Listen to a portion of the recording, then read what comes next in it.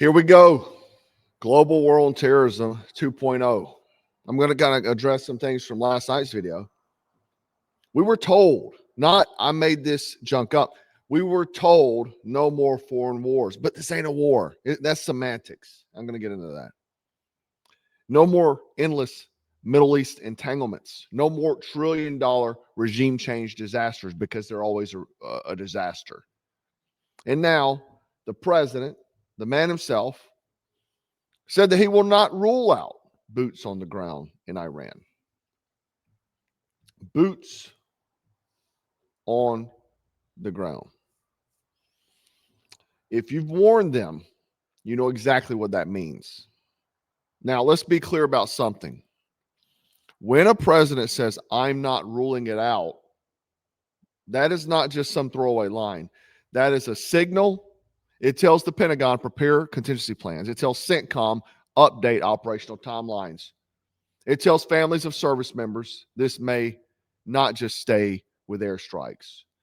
And once boots touch the soil, you don't control escalation anymore. Escalation controls you. That's what history has shown us. You can make all the best intentions, but once you put our troops in harm's way, things don't go as planned. We know that. And we've heard this before. We've heard, man, no, we're not doing regime change. We're not getting stuck. It'll be quick. Limited objectives, they'll say. We were told 2 weeks to stop the curve. How'd that go for you? Let me know in the comments.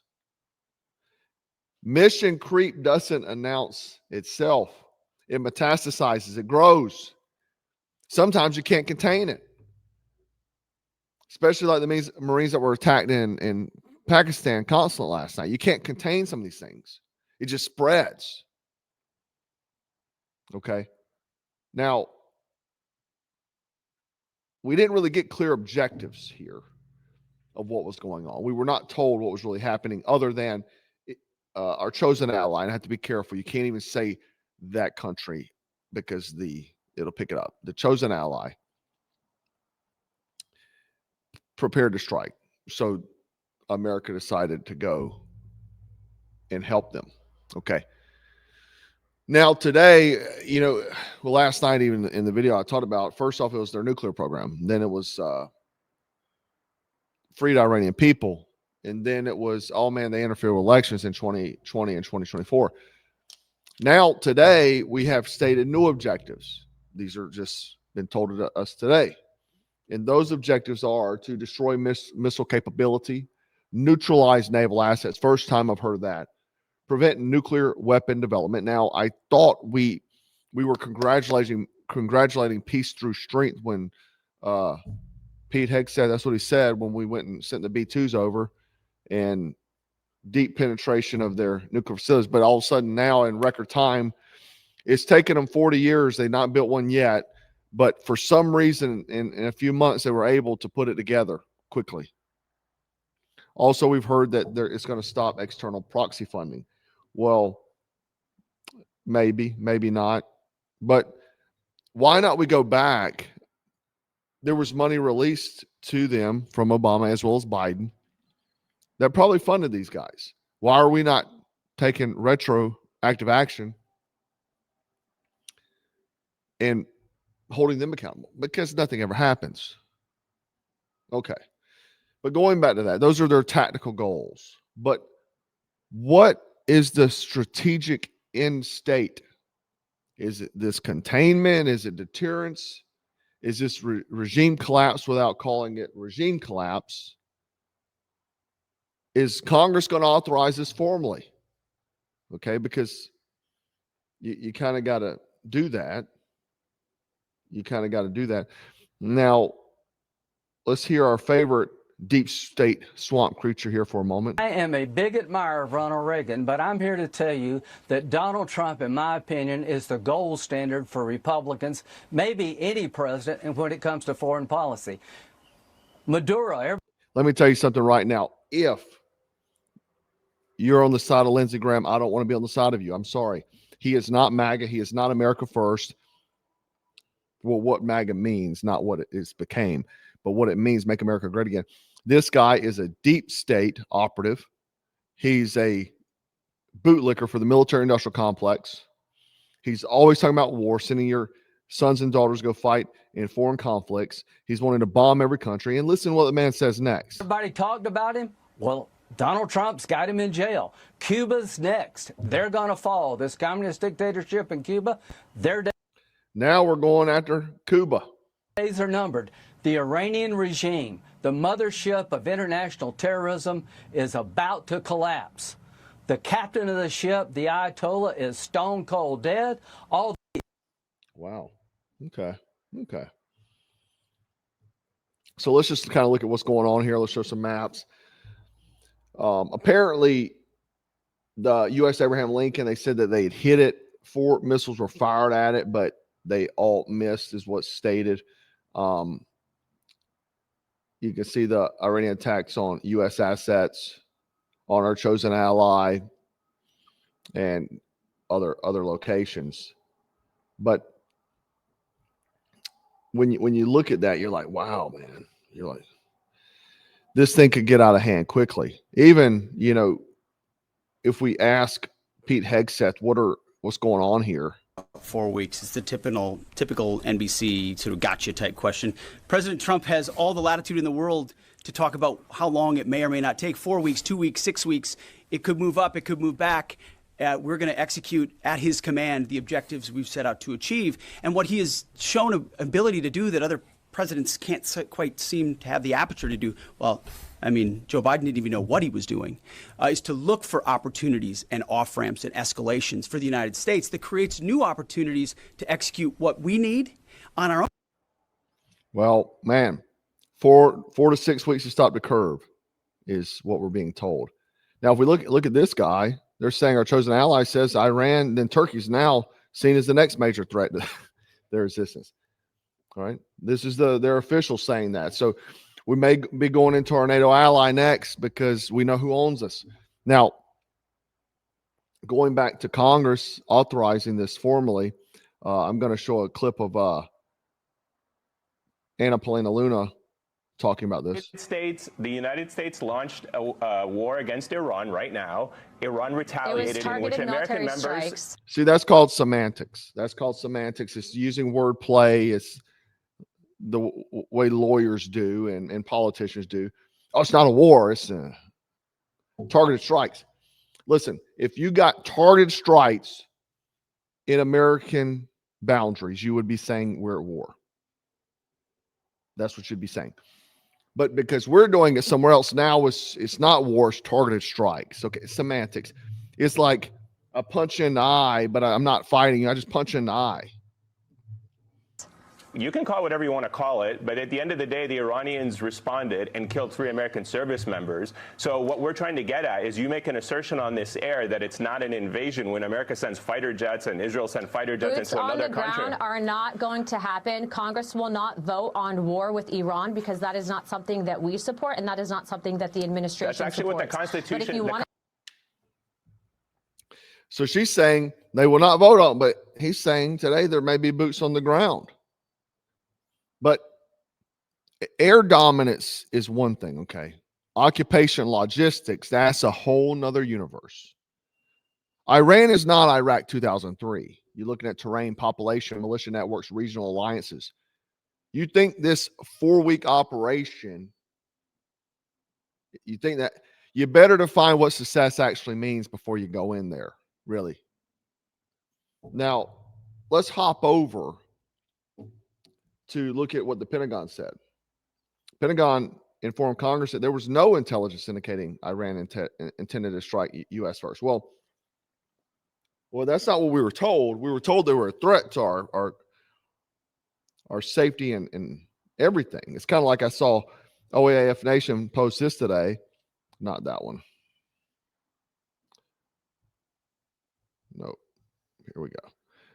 Secretary of Defense Hegseth stated the campaign isn't about regime change in Iran, and Pentagon leadership stated there was no evidence of an imminent attack from Iran in the U.S. or our chosen ally. So again, what freedom is, Mike Waltz talking about.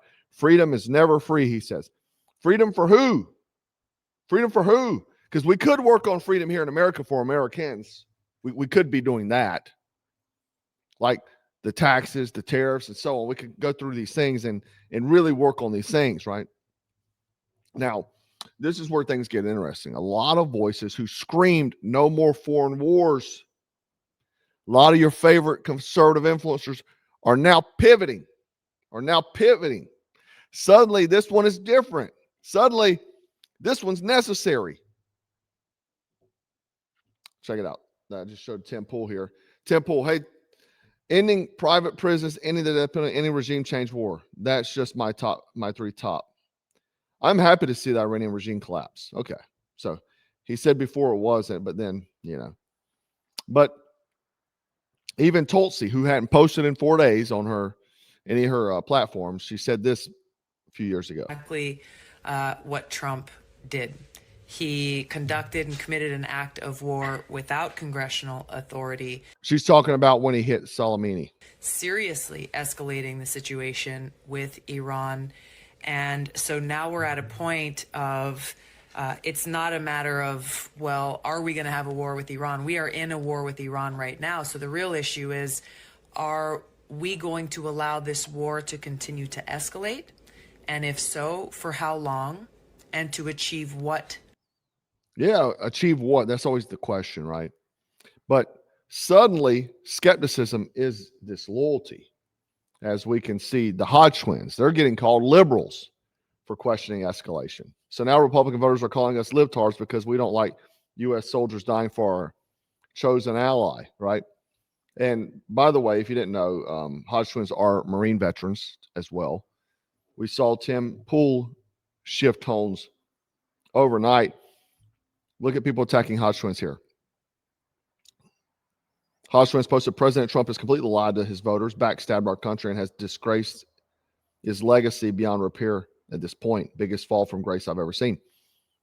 They're calling, I saw this earlier and didn't believe it. This guy, Johnny Midnight, says, it's true, all right. I wonder if these two were ever really on our side. Then this individual says, the president lied to your face somehow. The Hodge twins betrayed you. The boomer mindset is a spiritual disposition. Less and less to do with actual age. Right?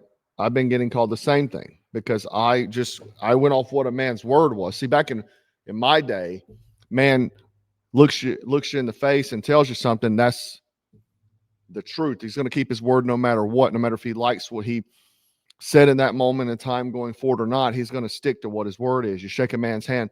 But we see today, as well as all politicians, and this new administration is full of politicians that tell you one thing, do another.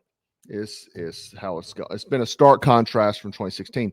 Also, Hodge twins posted they were having some back and forth with Charlie Kirk talking about regime change, removing the Iranian mullahs here. And so you see even them being friends with Charlie Kirk, and Charlie Kirk was saying he agreed with that. Here's another one here. But it's interesting how everyone shifts overnight. Tim Pool shifted. When did anti-war conservatism become controversial? When did that happen? I see Matt Walsh here. He said, so far we've heard that although we killed a whole Iranian regime, this was not about regime change. And although we obliterated their nuclear program, we had to do this because of their nuclear program. And although Iran was not planning any attacks on the U.S., they also might have been. So depending on who you ask, and although we are not fighting this war to free the Iranian people, they are now free or might be, depending on who seizes power. And we have no idea who that will be.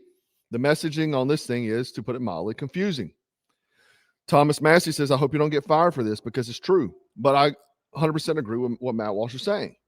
You look here, they said it wasn't about regime change, but they took out the regime. They said they obliterated the nuclear program, but then they said this is about the nuclear program. They said Iran was not planning on any attacks, but they also may have been. So what if? Should we go take out Kim Jong-un just because? What if? I mean, he's directly threatening us. So should we just do it? When did anti-war conservatism become controversial? When did it make you the enemy? Because you question going into foreign countries.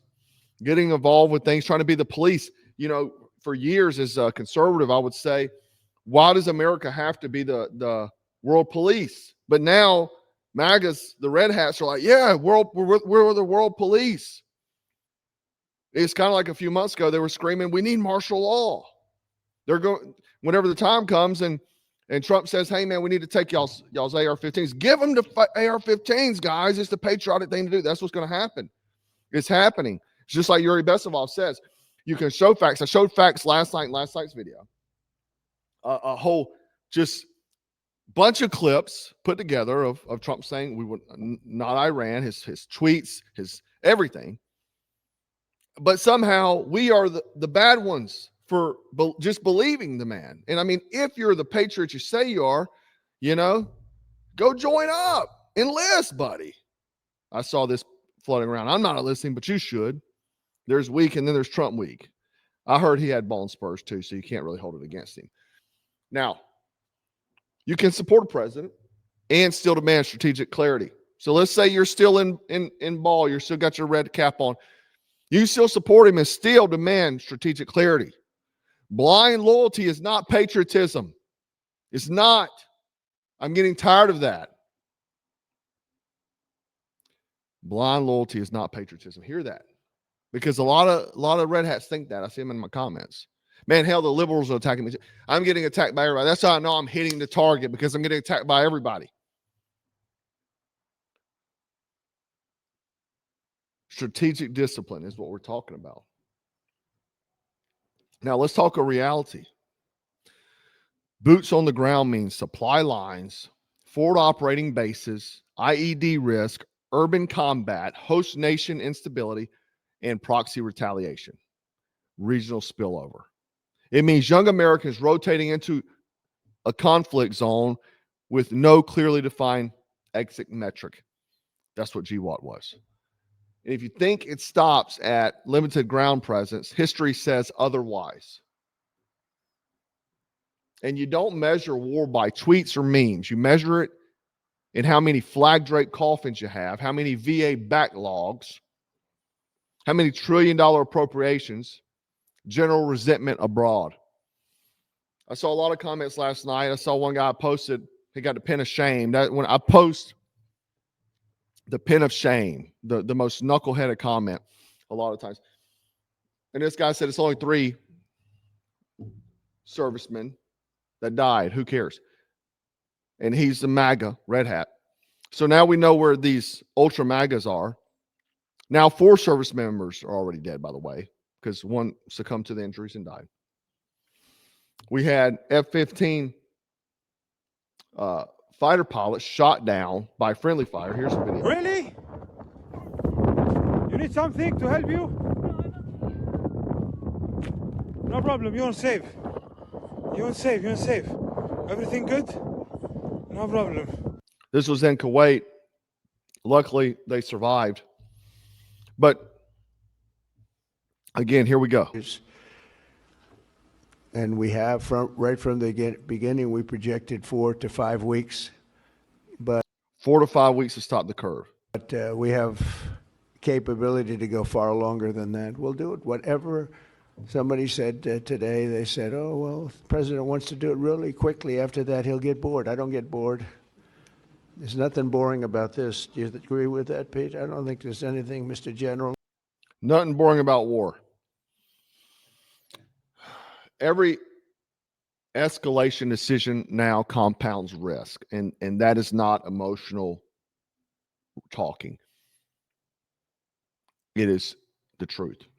You have men and women who signed up to serve their country and now serving other countries' interest. Because you can say whatever lies you want to and say whatever. The Pentagon said it under this administration, so it's not like it's the Biden Pentagon saying it. DNI Gabbard hadn't posted in days. Blackwater founder Eric Prince is very pissed off. You can watch my last video if you didn't see it. And here's the question nobody wants to answer cleanly. What triggers boots? Is it a missile retaliation? Is it proxy strike? Is it political optics? Is it alliance pressure? Maybe false flag? Then we have a 9/11 moment where we're like, yeah, let's send our troops. Because once you cross that line, you own every single thing that follows. If you want war, define the victory.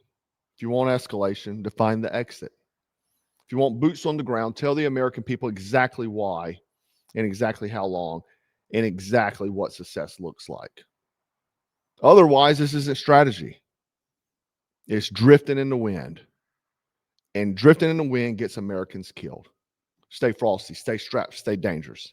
It's Black Scout Survival. I'll catch you in the next one.